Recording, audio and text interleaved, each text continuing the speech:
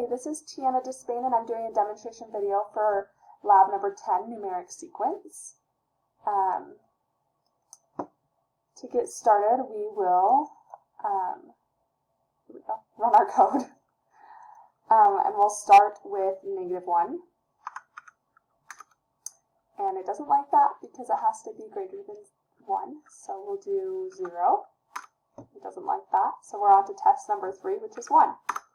And we get Francois number 1 is 2. Okay, if we start the code again, and we'll do test number 4 is 2, we get 1. Test number 5 is 9, we get 47. Test number 6 is 100, we get that wonderful number. And test number 7 is 200. There you go. Thanks.